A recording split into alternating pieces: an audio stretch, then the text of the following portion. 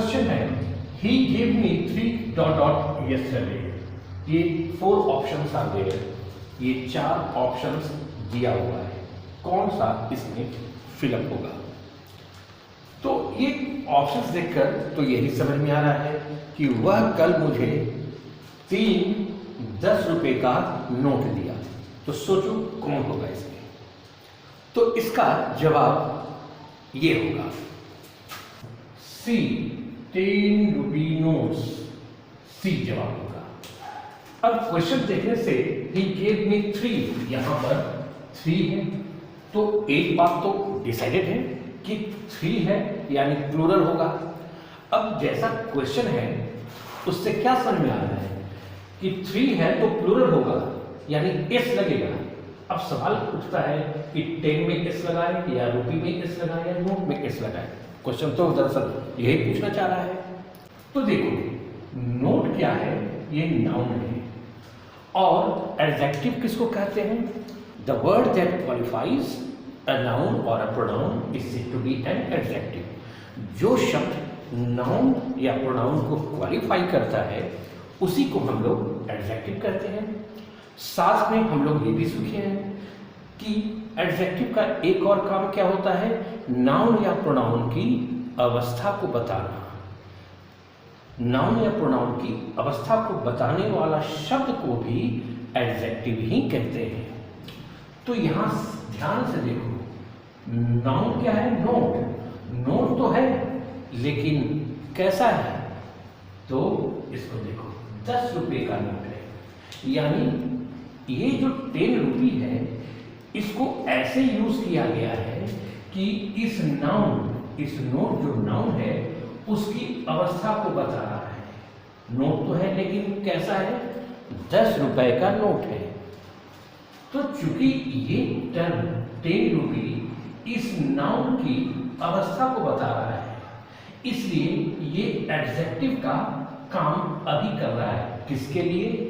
ये शब्द नोट के लिए। वही यहां लिखा हुआ है कि यहां एडजेक्टिव, यहां 10 रुपी क्या है, यहां एडजेक्टिव है, क्योंकि यह नोट यानी नाउन जो है उसकी अवस्था बता रहा है। तो अवस्था बताने वाला को हम लोग, अवस्था बताने वाला शब्द को हम लोग एडजेक्टिव कहते हैं। तो जब हमको 3 है और प्लूरल बनाना है तो हम लोगों को तो नाउन को ही प्लूरल बनाना होगा। ये तो अभी एडजेक्टिव के रूप में इसका यूज किया गया है। तो एडजेक्टिव में तो कभी एस हम लगाते नहीं है, प्लूरल बनाते नहीं है। तब हम लोग इस नोट में एस लगाएंगे, इसमें नहीं। 10 रुपी ये जो टर्म है, it is being used here as an adjective for which word? किस शब्द के लिए? नोट शब्द, नोट नाउन के लिए।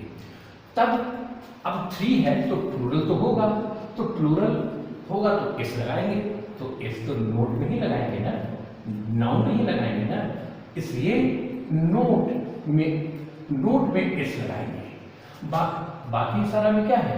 10 रुपी, इसमें रुपी में एस लगाया हुआ है, जो कि हो नहीं सकता है क्योंकि 10 रुपी तो इस नोट का एडजेक्टिव का काम कर रहा है। तो एडजेक्टिव को तो प्लूरल हम लोग कभी बनाते नहीं है, ये गलत।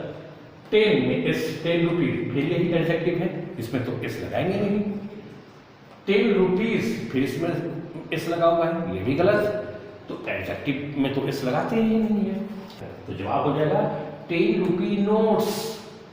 तो ध्यान रखना, इस तरीके का जो शब्द होगा, अगर ऐसा प्लूरल बनाना हो तो सबसे अंत वाला जो शब्द होता है वही नाउन होता है और उसी में एस लगाते हैं। इन केस हम लोगों को प्लूरल बनाने की जरूरत आए तक, जैसे कि यहां पर आया। तो इसको ध्यान में रखना।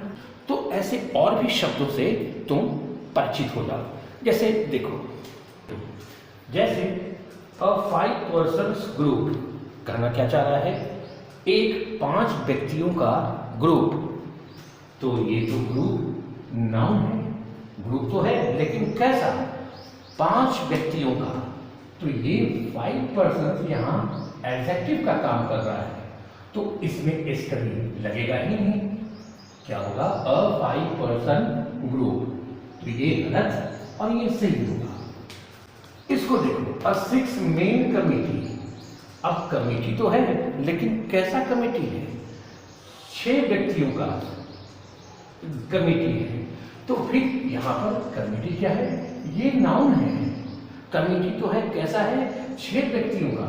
ये शब्द यहाँ एडजेक्टिव का काम कर रहा है। इस शब्द कमेटी के शब्द को, इस नाउन को ये क्वालिफाई कर रहा है, उसकी अवस्था बता रहा है। ये 6 में तो कमेटी की अवस्था बताने वाला शब्द जब है तब तो ये एडजेक्टिव हुआ। तो मैन सिंगुलर और मेन प्लूरल होता है, इसको प्लूरल क्यों बनाया गया है? एडजेक्टिव को तो प्लूरल कभी बनाते ही नहीं है। तो ये गलत। क्या होगा? अ 6 मैन कमेटी। ए सही। 2 माइल का जर्नी। जर्नी तो है, ये क्या है? नाउन है। जर्नी तो है, कैसा जर्नी है? इसकी क्या अवस्था है? 2 माइल की। तो ये दिस 2 माइल क्या कर रहा है? इस शब्द को, जर्नी को क्वालिफाई कर रहा है। तो फिर ये एडजेक्टिव का काम किया। और जब एडजेक्टिव है तो एस तो लगेगा ही नहीं। एडजेक्टिव को प्लूरल बनाते नहीं है। प्लूरल या सिंगुलर तो नाउन के साथ होता है, एडजेक्टिव के साथ नहीं। गलत। तो क्या होगा? अ 2 माइल जर्नी। तो ध्यान दें। अब साथ में ये ध्यान रखना, हाँ अभी क्या है? ग्रुप तो है, 5 व्यक्तियों का ग्रुप है, लेकिन ग्रुप कितना है? आर्टिकल ए लगा हुआ है, यानी एक ग्रुप है। तो यहाँ पर अभी इस लगाने की जरूरत नहीं है। ये भी 6 मैन कमेटी है। कमेटी तो है, एक कमेटी है जो 6 व्यक्तियों का है। तो अभी ए है, सिंगुलर है, तो नाउन सिंगुलर लगा हुआ है उसी तरीके से इसमें। इन केस अगर इसको देखो, if you use 2, 3, 4 etc in the place of article A. A का मतलब एक, आर्टिकल ए का यूज होता है यूनिट को, 1 यूनिट को दिखाने के लिए, एक को दिखाने के लिए। चूंकि अभी ग्रुप कितना है?